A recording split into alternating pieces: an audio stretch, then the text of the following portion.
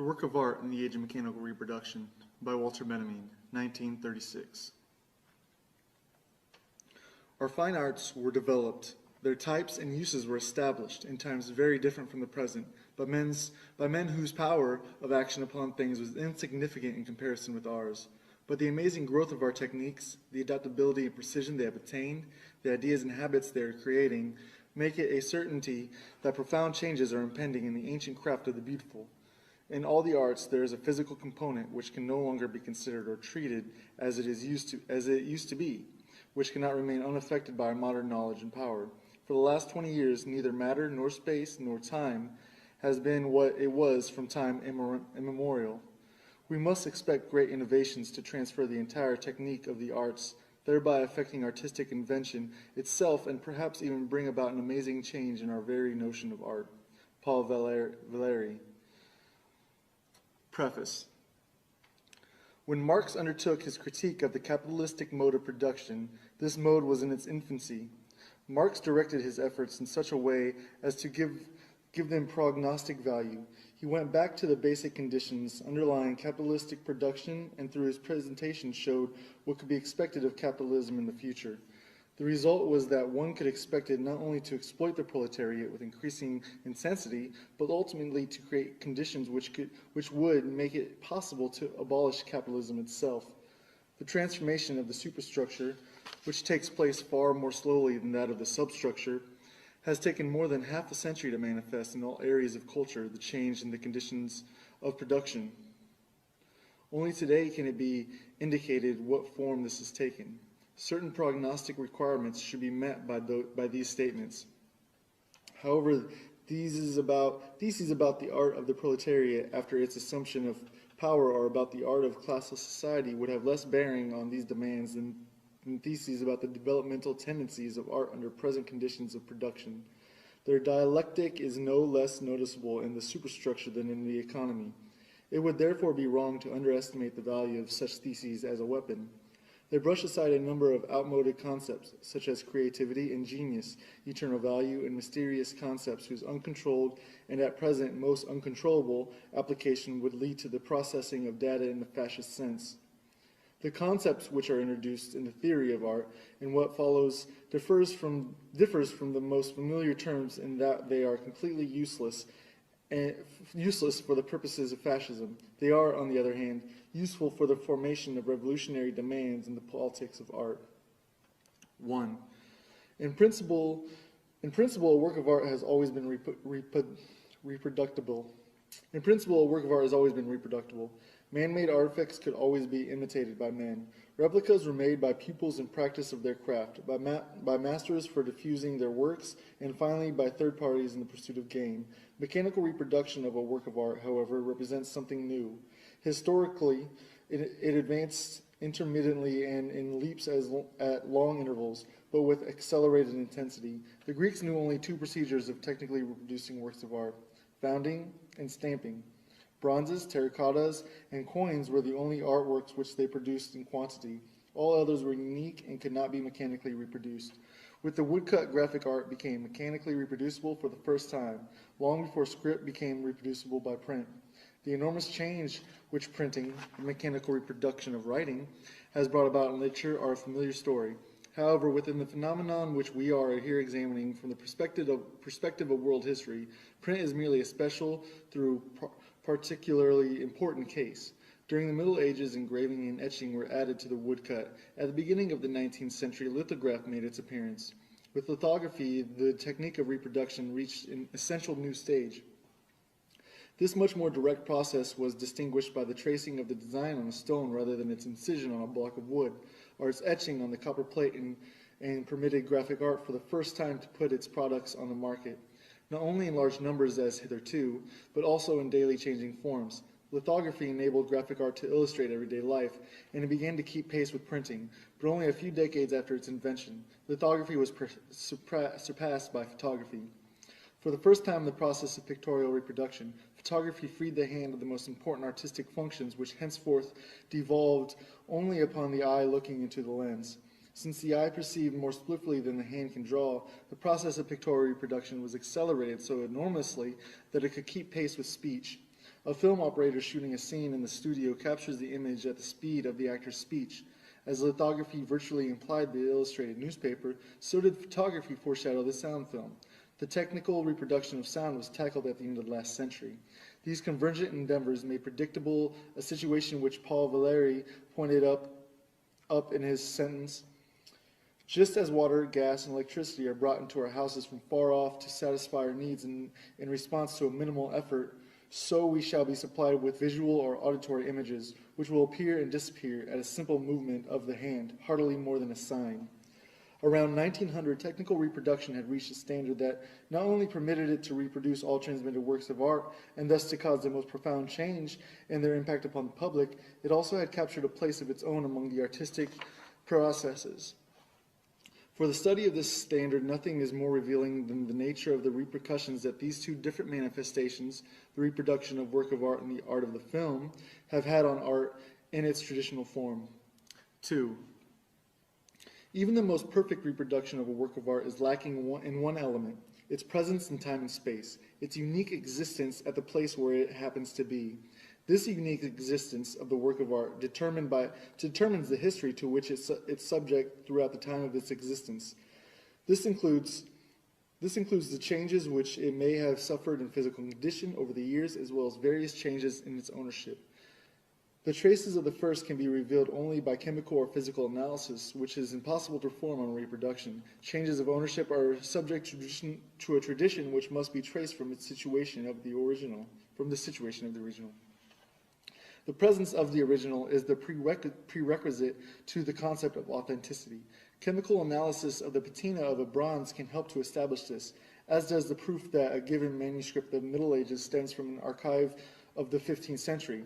The whole sphere of authenticity is outside technical, and of course not only technical, reproducibility. Confronted with its manual reproduction, which is usually branded as a forgery, the original preserved all its authority. Not so vis-a-vis forgery. Confronted with its manual reproduction, which was usually branded as a forgery, the original preserved all its authority. Not so vis-a-vis technical reproduction. The reason was twofold.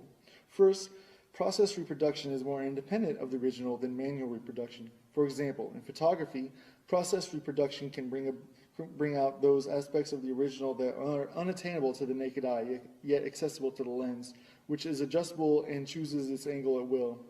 In photographic reproduction, with the aid of certain processes, such as enlargement or slow motion, can capture images which escape natural vision. Secondly, technical reproduction can put the copy of the original into situations which would be out of reach for the original itself. Above all, it enables the original to meet the beholder halfway, be it in the form of photography or a phonograph record.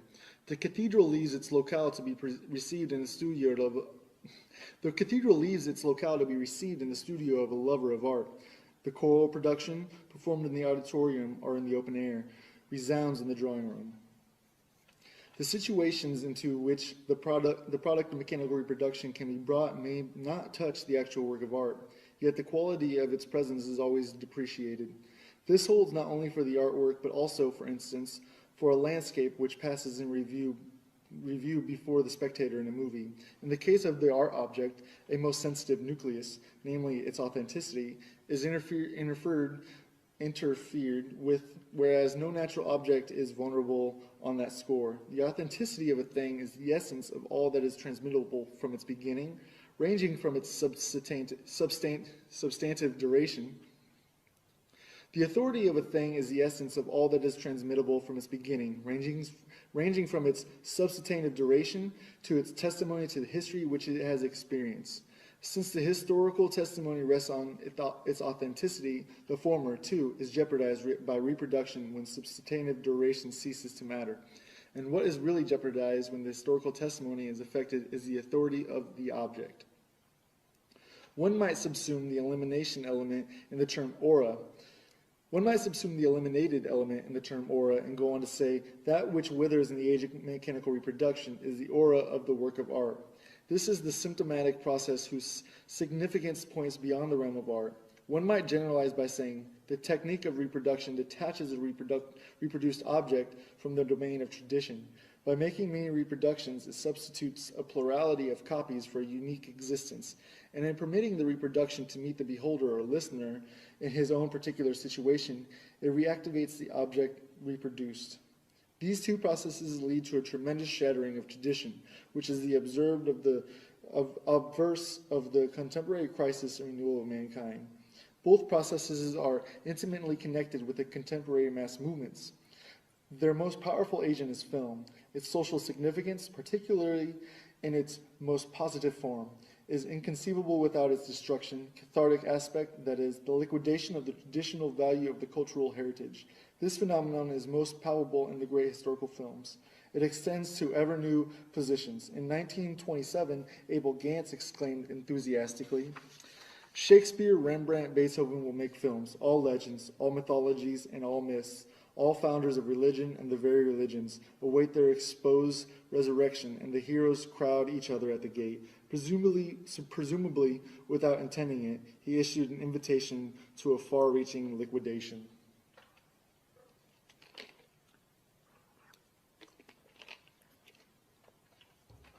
Three. During long periods of history, the mode of human sense perception changes with humanity's entire mode of existence. The manner in which human sense perception is organized, the medium in which it is accomplished, is determined not by the nature but by historical circumstances as well. The 5th century, with its great shifts of population, saw the birth of the late Roman art industry and the Vienna Genesis, and there developed not only an art different from that of antiquity, but also a new kind of perception. The scholars of the Viennese schools, Regel and Wyckoff, who resisted the weight of classical tradition under which these latter art forms had been buried, were the first to draw conclusions from them concerning the organization of perception at the time. However far-reaching their insight, these scholars limited themselves to showing the significant formal hallmark which characterized perception in the late Roman times. They did not attempt and, perhaps, saw no way to show the social transformations expressed by these changes of perception. The condition of an analogous insight are more favorable in the present.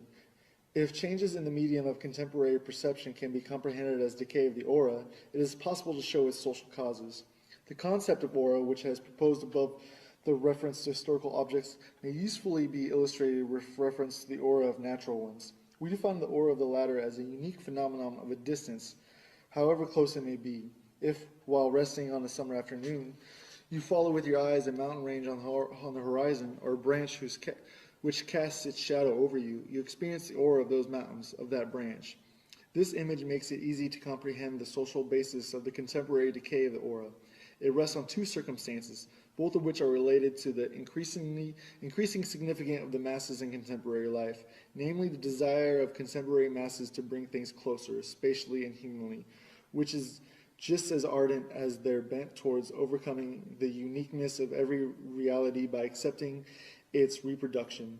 Every day the urge grows stronger to get a hold of an object at very close range by way of its likeness, its reproduction. Unmistakably, reproduction as offered by picture magazines and newsreels differs from the image seen by the unarmed eye.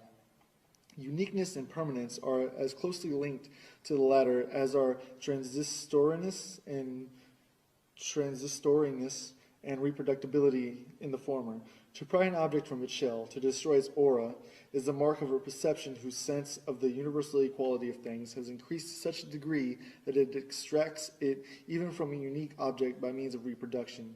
Thus is manifested in the field of perception what in the theoretical sphere is noticeable in the increasing importance of statistics. The adjustment of reality to the masses and of the masses to reality is a process of unlimited scope as much as thinking as for perception. 4. The uniqueness of a work of art is inseparable from its being embedded in the fabric of tradition. This tradition itself is thoroughly alive and extremely changeable. An ancient statue of Venus, for example, stood in a different traditional context with the Greeks, who made it an object of veneration, than with the clerics of the Middle Ages, who viewed it as an ominous idol. Both of them, however, were equally confronted with this uniqueness, that is, its aura. Originally, the contextual integration of art and tradition found its expression in the cult. We know that the earliest artworks originated in the service of the ritual. first the magical, then the religious kind. It is significant that the existence of the work of art with reference to its aura is never entirely separate from its ritual function. In other words, the unique value of the authentic work of art has its basis in ritual, the location of its original use value. This ritualistic basis, however remote, is still recognizable as secularized ritual even in the most profane forms of the cult of beauty. The secular cult of beauty, developed during the Renaissance and prevailing for 3 centuries, clearly showed that ritualistic basis in its decline and the first deep crisis which befell it. With the advent of the first truly revolutionary means of reproduction, photography, simultaneously with the rise of socialism, art sensed the approaching crisis which has become evident a century later. At the time, art reacted with the doctrine of art for art's sake, that is, with the theology of art. This gave rise to what might be called the negative theology in the form of the idea of pure art, which not only denied any social function of art, but also any categorizing by subject matter. In poetry, Mallarmé was the first to take this position. An analysis of art in the age of mechanical reproduction must do justice to these relationships, for they lead us to the all-important insight. For the first time in world history, mechanical reproduction emancipates the work of art from its parasitical dependence on ritual. To an ever greater degree, the work of art reproduced becomes a work of art designed for reproducibility. From a photographic negative, for example, one can make any number of prints. To ask for the authentic print makes no sense, but the instant the criterion of authenticity ceases to be applicable to the artistic production, the total function of the art is reversed. Instead of being based on ritual, it begins to be based on another practice, politics. 5. Works of art are received and valued on different planes. 2 polar types stand out, the one with accent on its cult value and the other on the exhibition value of the work. Artistic production begins with ceremonial objects destined to serve in a cult. One may assume that what mattered was their existence, not their being on view. The elk portrayed by the man of the Stone Age on the wall of his cave was an instrument of magic. He did expose it to his fellow man, but in the main it was meant for the spirits. Today the cult value would seem to demand that the work of art remain hidden. Certain statues of gods are accessible only to the priests in the cella. Certain Madonnas remain covered nearly all year round. Certain sculptures on medieval cathedrals are invisible to the spectator on ground level. With the emancipation of the various art practices from ritual go increasing opportunities for the exhibition of their products. It is easier to exhibit a portrait bust that can be sent here and there than to exhibit the statue of a divinity that has its fixed place in the interior of a temple. The same holds for the painting as against the mosaic or fresco that preceded it. And even though the public presentability of a mass originality may have been just as great as that of a symphony, the later originated at the moment when its public presentability promised to surpass that of the mass. With the different methods of technical reproduction of a work of art, its fitness for exhibition increased to such an extent that the quantitative shift between the 2 poles turned into a qualitative transformation of its nature. This is comparable to the situation of the work of art in prehistoric times when, by the absolute emphasis on its cult value, it was first and foremost an instrument of magic. Only later did it come to be recognized as a work of art. In the same way today, by the absolute emphasis on its exhibition value to the work of art becomes creation with entirely new functions, among which the one we are conscious of, the artistic function, later may be recognized as incidental. This much is certain. Today, photography and film are the most serviceable exemplifications of this new function. 6. In photography, exhibition value begins to displace cult value all along the line. The cult value does not give way without resistance. It retires into the ultimate retrenchment, the human countenance. It is no accident that the portrait was the focal point of early photography. The cult of remembrance of loved ones, absent or dead, offers a last refuge for the cult value of the picture. For the last time, an aura emanates from the early photographs into the fleeting expressions of a human face. This is what constitutes their melancholy, incomparable beauty. But as man withdraws from the photographic image, the exhibition value for the first time shows its superiority to the ritual value. To have pinpointed this new stage constitutes the incomparable significance of Atget, who around 1900 took photographs of deserted Paris streets. It has quite justly been said of him that he photographed them like scenes of crime. The scene of a crime, too, is deserted. It is photographed for the purpose of establishing evidence. With Atget, photographs became standard evidence for historical occurrences and acquired a hidden political significance. They demand a specific kind of approach. Free-floating contemplation is not appropriated to them. They stir the viewer. He feels challenged by them in a new way. At the same time, picture magazines begin to put up signposts for him. Right ones or wrong ones, no matter. For the first time, captions have become obligatory, and it is clear that they have an altogether different character than the title of a painting. The directives which the caption give to those looking at pictures in illustrated magazines soon became even more explicit and more imperative in the film, where the meaning of each single picture appears to be prescribed by the sequence of all preceding ones. 7. The 19th century dispute as to the artistic value of painting versus photography today seems devious and confused. This does not diminish its importance. However, if anything, it underlines it. The dispute was in fact the symptom of a historical transformation, the universal impact of which was not realized by either of the rivals. When the age of mechanical reproduction separated art from its basis and cult, the semblance of its autonomy disappeared forever. The resulting change in the function of art transcended the perspective of the century. For a long time, it even escaped that of the 20th century, which experienced the development of the film. Earlier, much futile thought had been devoted to the question of whether photography is an art. The primary question, whether the very invention of photography had not transformed the entire nature of art, was not raised. Soon, the film theoreticians asked the same ill-considered question with regard to film. But the difficulties with which photography caused traditional aesthetics were mere child's play as compared to those raised by the film.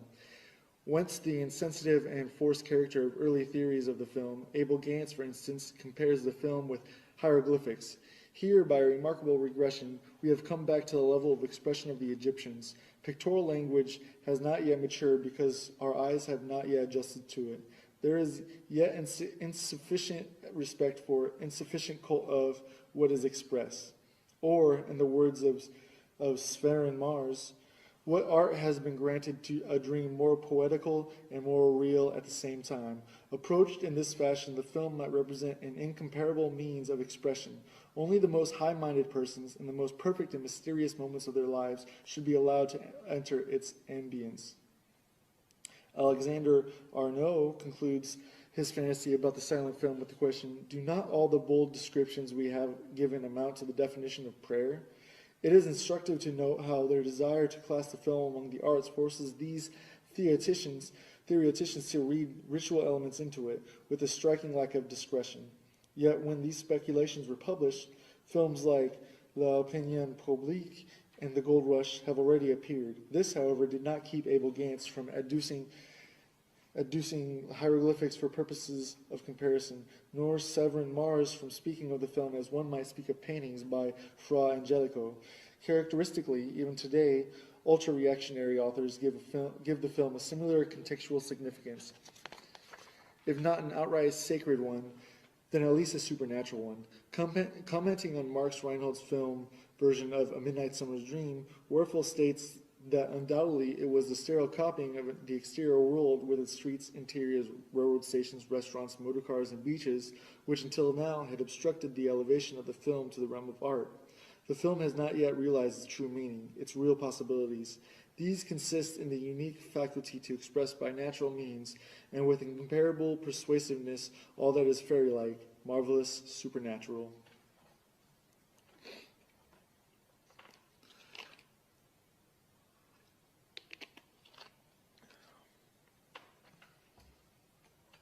The artistic performance of a stage actor is definitely presented to the public by an actor in person. That of the screen actor, however, is presented by a camera, with a twofold consequence. The camera that presents the performance of the film actor to the public need not respect the performance as an integral whole. Guided by the cameraman, the camera continually changes its position with respect to the performance. The sequence of positional views which the editor composes from the materials supplied him constitutes the complete film. It compromises certain factors of movement which are in reality those of the camera, not to mention special camera angles, close-ups, etc. Hence, the performance of the actor is subjected to a series of optical tests. This is the first consequence of the fact that the actor's performance is presented by the means of a camera. Also, the film actor lacks the opportunity of the stage actor to adjust to the audience during his performance, since he does not present his performance to the audience in person. This permits the audience to take the position of a critic without experiencing any personal contact with the actor. The audience's identification with the actor is really an identification with the camera. Consequently, the audience takes the position of the camera. Its approach is that of testing. This is not the approach to which cult values may be exposed. 9. For the film, what matters primarily is that the actor represents himself to the public before the camera, rather than representing someone else. One of the first to sense the actor's metamorphosis by this form of testing was Pirandello. Though his remarks on the subject in his novel Ceguera were limited to the negative aspects of the question and to the silent film only, this hardly impairs their validity. For in this respect, the sound film did not change anything essential. What matters is that the part is acted not for audience, but for the mechanical contrivance. In the case of the sound film, for two of them, the film actor, wrote Pirandello, feels as if in exile, exiled not only from the stage, but also from himself. With a vague sense of discomfort, he feels inexplicable emptiness. His body loses its corporeality. It evaporates. It is deprived of reality, life, voice, and the noises caused by his moving about in order to be changed into a mute image, flickering an instant on the screen, then vanishing into silence. The projector will play with a shadow before the public, and he himself must be content to play before the camera. This situation might also be characterized as follows. For the first time, and this is the effect of the film, man has to operate with his whole living person, yet foregoing its aura. For aura is tied to his presence. There can be no replica of it. The aura which, on the stage, emanates from Macbeth cannot be separated from the spectator of that of the actor. However, the singularity of the shot in the studio is that the camera is a substitute for the public. Consequently, the aura that envelops the actor vanishes, and with it the aura of the figure he portrays.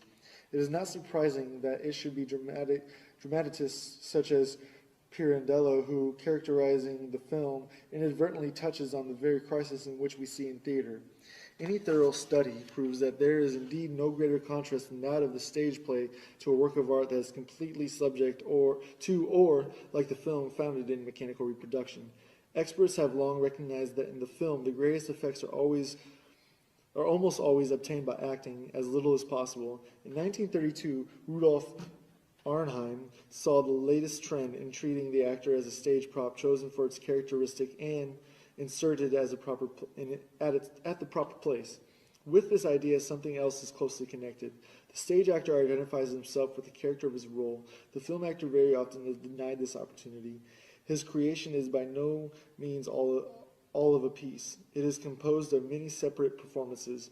Besides certain fortuitous considerations such as cost of studio, availability of fellow players, decor, etc., there are elementary necessities of equipment that split the actor's work into a series of manageable episodes. In particular, lighting and its installation require the presentation of an event that, on the screen, unfolds as a rapid and unified scene. In the sequence of separate shootings, which may take hours in the studio, not to mention more obvious montage. Thus, a jump from the window can be shot in the studio as a jump from a scaffolding, and the ensuing flight, if need be, can be shot weeks later when outdoor scenes are taken. Far more paradoxical cases can easily be construed. Let's assume that an actor is supposed to be startled by a knock at the door. If his reaction is not satisfactory, the director can resort to an expedient. When the actor happens to be at the studio again, he has a shot fired behind him without his being forewarned of it.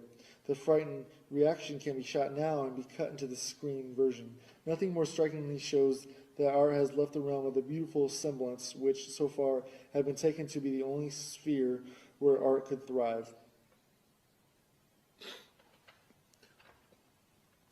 10. The feeling of strangeness that overcomes the actor before the camera, as Pirandello describes it, is basically of the same kind as the estrangement felt before one's own image in the mirror.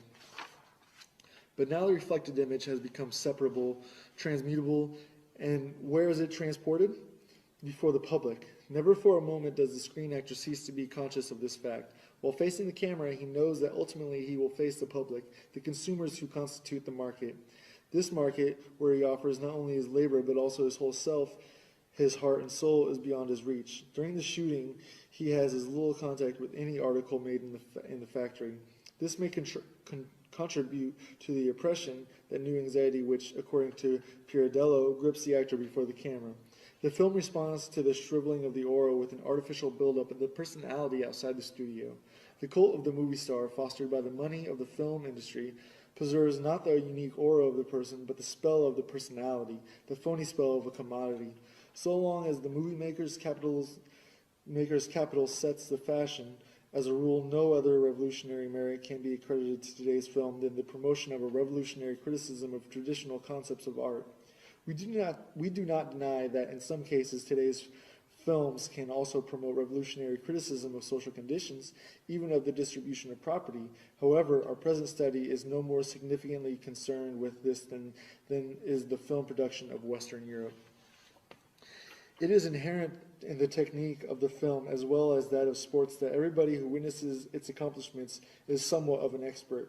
This is obvious to anyone listening to a group of newspaper boys leaning on their bicycles and discussing the outcome of a bicycle race. It is not for nothing that newspaper publishers arrange races for the delivery boys. These arouse great interest among the participants, for the victor has an opportunity to rise from delivery boy to professional racer. Similarly, the newsreel offers everyone the opportunity to rise from passerby to movie extra. In this way, any man might even find himself part of a work of art, as witness Vertov's 3 songs about Lenin or Aveen's Voronezh. Any man today can lay claim to being filmed. This claim can best be elucidated by a comparative look at the historical situation of contemporary literature. For centuries, a small number of writers were confronted by many thousands of readers. This changed toward the end of the last century. With the increase of extensions of the press, which kept placing new political, religious, scientific, professional, and local organs before the readers, and increasing numbers of readers became writers, at first occasional ones. It began with the daily press opening to its readers space for letters to the editor, and today there is hardly a gainful employed European who could not, in principle, find an opportunity to publish somewhere or other comments on his work, grievances, documentary reports, or that sort of thing. Thus, the distinction between author and public is about to lose its basic character. The difference between merely functional, it may vary from case to case. At any moment, the reader is ready to turn into a writer. As expert, which he had to become willy-nilly in an extremely specialized work process, even if only in some minor respect, the reader gains access to authorship. In the Soviet Union, work itself is given a voice. To present it verbally is part of a man's ability to perform the work. Literary license is now founded on polytechnic rather than the specialized training and thus become common property. All this can be easily applied to the film, where transitions that in literature took centuries have come about in a decade.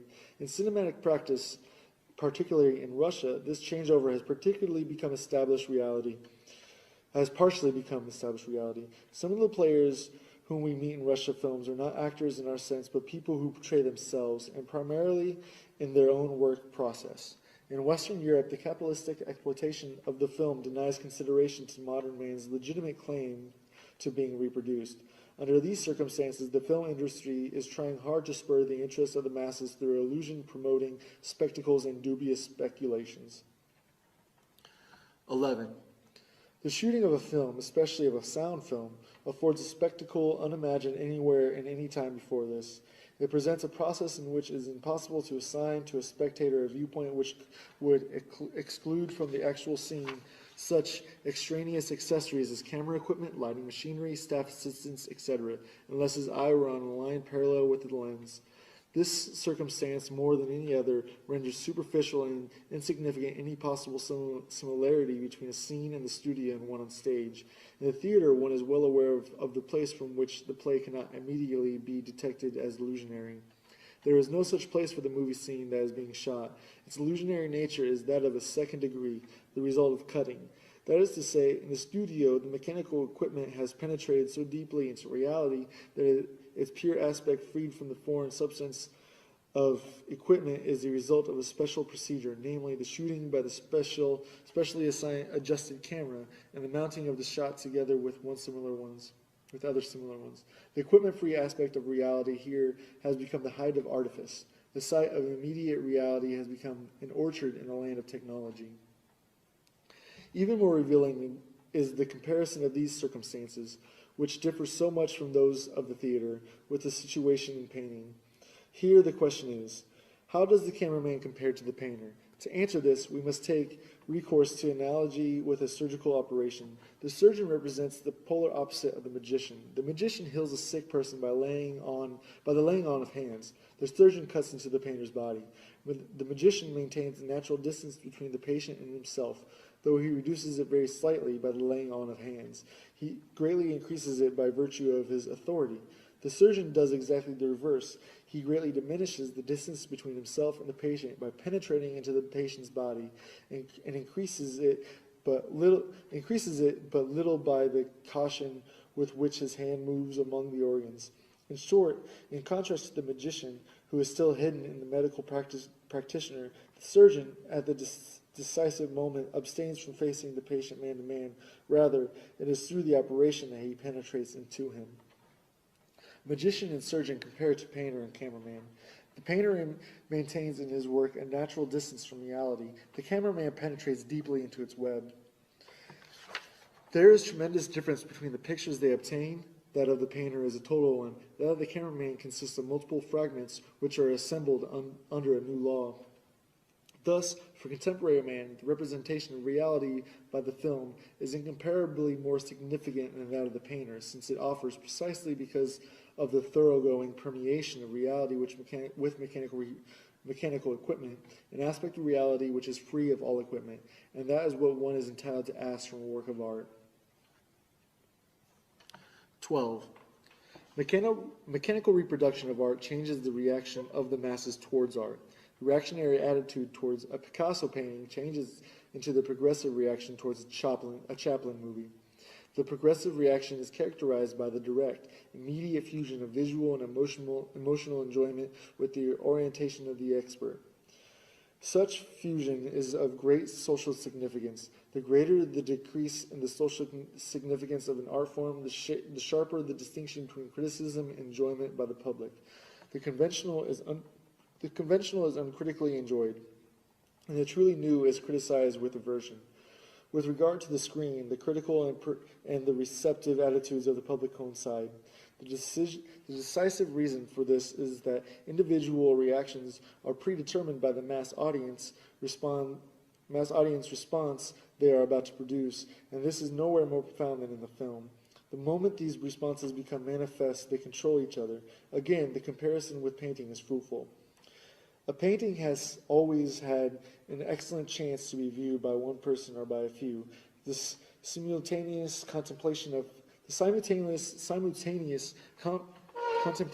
paintings by a large public, such as developed in the 19th century, is an early symptom of the crisis of painting, a crisis which was by no means occasioned by exclusively by photography, but rather in a relatively independent manner by the appeal of artworks to the masses.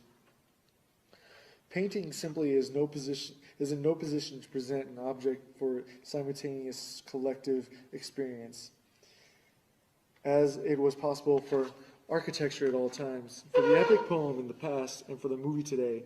Although this circumstance in itself should not lead one to conclusions about the social role of painting, it does constitute a serious threat as soon as painting, under special conditions and, as it were, against its nature, is confronted directly by the masses. In the churches and monasteries of the Middle Ages, and at the princely courts up to the end of the 18th century, a collective reception of painting did not occur simultaneously, but by graduated and hierarchized mediation. The change that has come about is an expression of the particular conflict in which painting was implicated by the mechanical reproducibility of painting.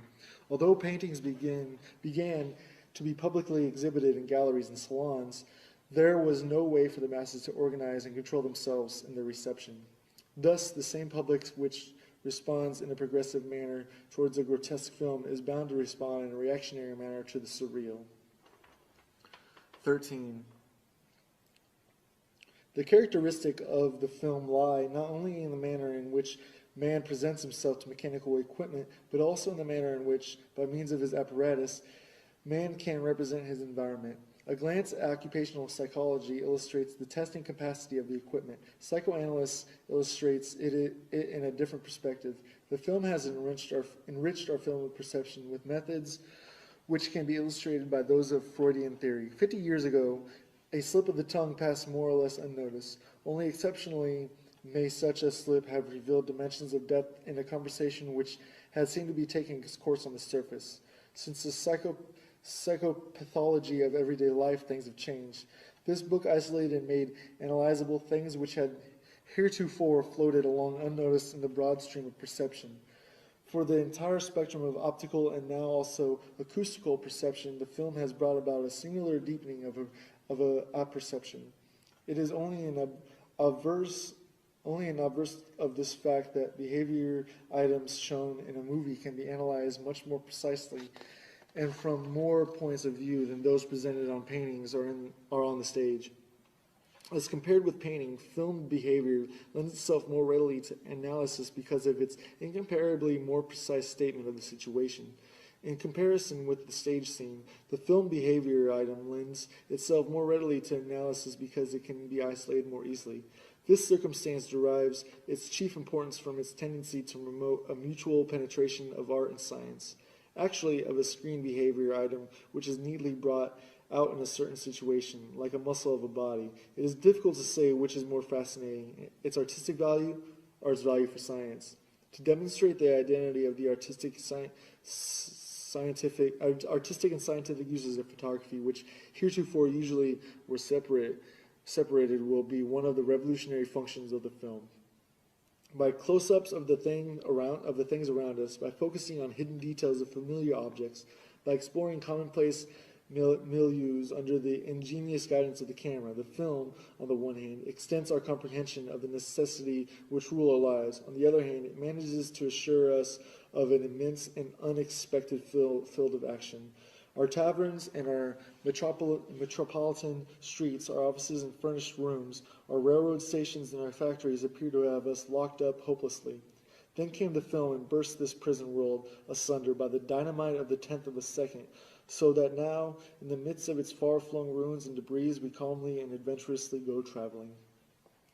With the close-up, space expands. With slow motion, movement is extended. The enlargement of a snapshot does not simply render more precise what in any case was visible, though unclear. It reveals entirely new structural formations of the subject.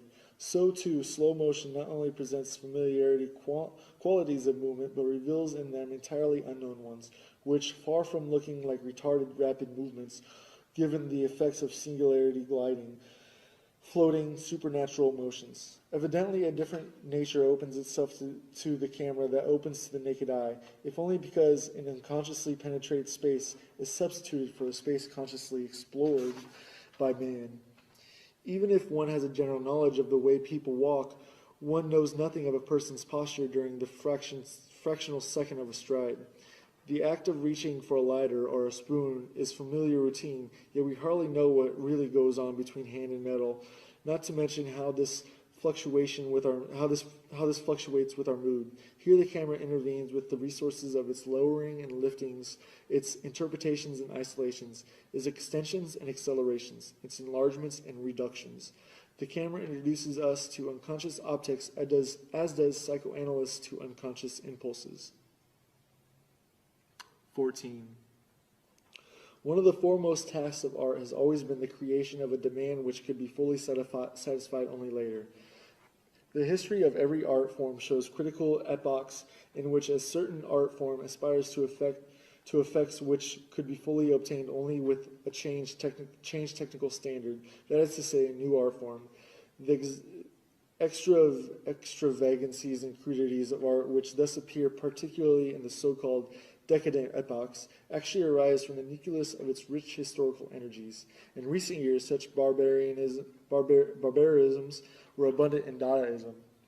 It is only now that its impulses become discernible. Dadaism attempted to create by pictorial and literary means the effects which the public today seeks in the film.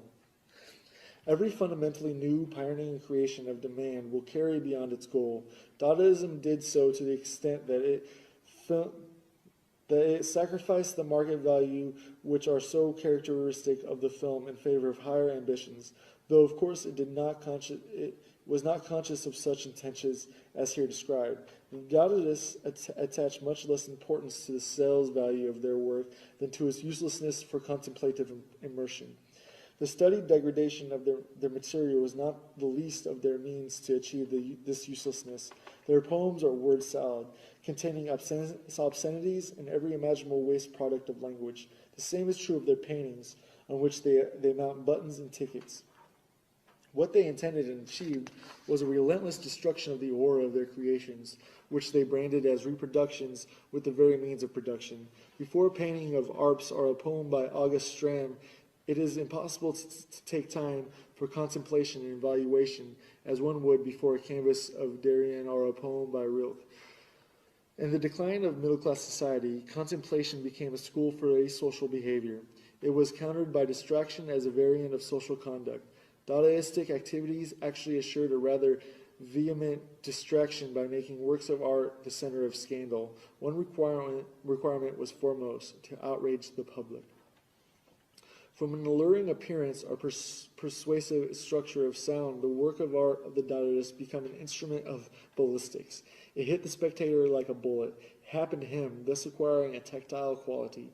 It promoted a demand for the film, the distracting element of which is also primarily tactile, being based on changes of place and focus which periodically assail the spectator. Let us compare the screen on which a film unfolds with the canvas of the painting. The painting invites the spectator to contemplation. Before it, the spectator can abandon himself to his associations. Before the movie frame, he cannot do so. No sooner has his eye grasped the scene than it has already changed. It cannot be arrested. Duhamel, who detested the film and knows nothing of its significance, though sometimes of its structure, notes this circumstance as follows.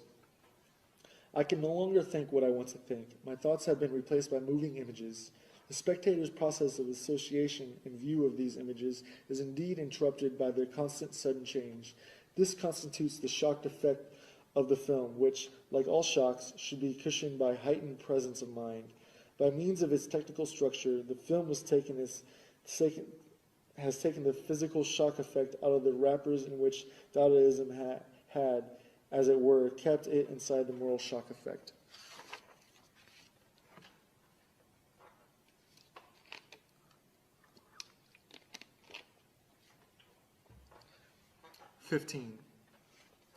The mass is a matrix from which all traditional behavior toward works of art issues today in a new form.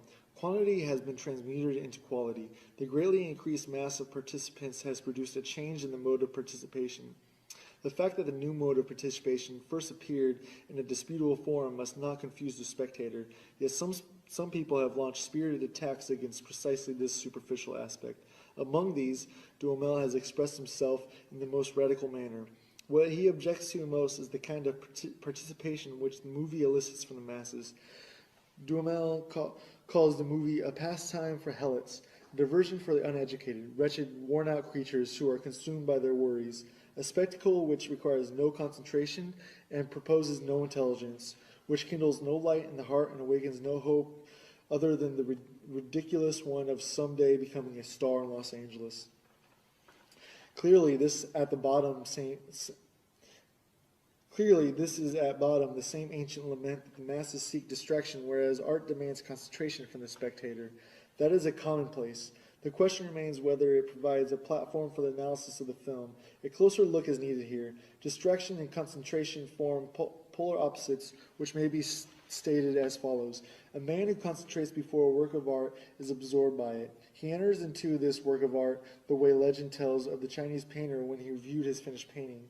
In contrast, the distracted mass absorbs the work of art. This is most obvious in regard to buildings. Architecture has always represented the prototype of a work of art, the reception of which is consummated by a collectivity in a state of distraction. The laws of its reception are most instructive. Buildings have been man's companions since primeval times. Many art forms have developed in Paris. Tragedy begins with the Greeks, is extinguished with them, and after centuries, its rules are revived. The epic poem, which had its origin in the youth of nations, expires in Europe at the end of the Renaissance. Panel painting is a creation of the Middle Ages, and nothing guarantees its uninterrupted existence. But the human need for shelter is lasting. Architecture has never been idle. Its history is more ancient than that of any other art, and its claim to be a living force has significance in every aspect to comprehend the relationship of the masses to art. Buildings are appropriated in a twofold manner, by use and by perception, or rather by touch and sight. Such appropriation cannot be understood in terms of the intensive concentration of a tourist before a famous building. On the tactile side, there is no counterpart to contemplation on the optical side. Tactile appropriation is accomplished not so by attention as by habit. As regards architecture, habit determines to a large extent even optical reception. The latter, too, occurs much less through ramped attention than by noticing the object in incidental fashion. This mode of appropriation, developed with reference to architecture in certain circumstances, acquires canonical value. For the tasks which face the human apparatus of perception at the turning points of history cannot be solved by optical means, that is, by contemplation alone. They are mastered gradually by habit, under the guidance of the tactile appropriation. The distracted person, too, can form habits. More, the ability to master certain tasks in a state of distraction proves that their solution has become a matter of habit. Distraction as provided by art presents a covert control of the extent to which new tasks have become soluble by appreciation. Since, moreover, individuals are tempted to avoid such tasks, art will tackle the most difficult and most important ones where it is able to mobilize the masses. Today it does so in the film. Reception in a state of distraction, which is increasing noticeably in all fields of art and is symptomatic of profound changes in apperception, finds in the film its true means of exercise. The film, with its shock effect, meets this mode of reception halfway. The film makes the cult value recede into the background, not only by putting the public in the position of the critic, but also by the fact that at the movies, this position requires no attention. The public is an examiner, but an absent-minded one.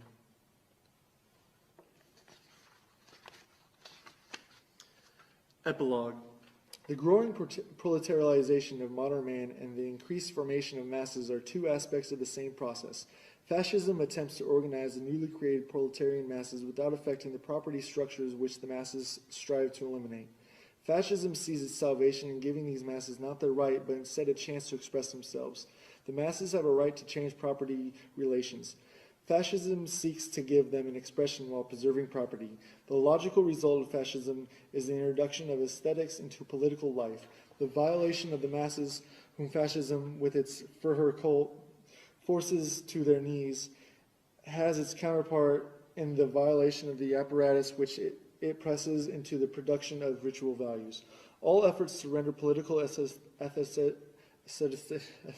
culminate in one thing: war. War and war only can set a goal for mass movements on the largest scale while respecting the traditional property systems. This is the political formula for the situation. The technological formula may be stated as follows. Only war makes it possible to mobilize all today's technical resources while maintaining the property system. It goes without saying that the fascist hypothesis of war does not employ such arguments. Still, Marinetti says in his manifesto on the Ethiopian colonial war, for 27 years we futurists have rebelled against the branding of war as anti-aesthetic. Accordingly, we state, war is beautiful because it establishes man's dominion of the subjugated machinery by means of gas masks, terrifying megaphones, flamethrowers, and small tanks. War is beautiful because it initiates the dreamt of metalizations of the human body. War is beautiful because it enriches a flowering meadow with the fiery orchids of machine guns. War is beautiful because it combines the gunfire, the cannonades, the ceasefire, the sense, and the stench of putrefaction in the symphony. War is beautiful because it creates new architecture like that of the big tanks, the geometrical formation flights, the smoke spirals from burning villages, and many others. Poets and artists of futurism, remember these principles of the aesthetic of war so that your struggle for a new literature and a new graphic art may be illuminated by them. This manifesto has a virtue of clarity. Its formulations deserve to be accepted by dialecticians. To the latter, the aesthetics of today's war appears as follows. If the natural utilization of productive forces is impeded by the property system, the increase in technical devices and speed and in the sources of energy will press for an unnatural utilization, and this is found in war. The destructiveness of war furnishes proof that society has not been mature enough to incorporate technology as its organ, that technology has not been sufficiently developed to cope with the elemental forces of society. The horrible features of imperialistic warfare are attributable to the discrepancies between the tremendous means of production and their inadequate utilization in the process of production. In other words, to unemployment and the lack of markets. Imperialistic war is a rebellion of technology which collects in the form of human material the claim to which society has denied its natural material. Instead of draining rivers, society directs a human stream into a bed of trenches. Instead of dropping seeds from airplanes, it drops incendiary bombs over cities. And through gas warfare, the aura is abolished in a new way. Fa ars pere mundus, says fascism, and as Marinetti admits, expects war to supply the artistic gratification of a sense perception that has been changed by technology. This is evidently the consummate of l'art pour l'art. Mankind, which in Homer's time was an object of contemplation for the Olympian gods, now is one for itself. Its self-alienation has reached such a degree that it can experience its own destruction as an aesthetic pleasure of the first order. This is the situation of politics, which fascism is rendering aesthetic. Communism responds by politicizing art. The end.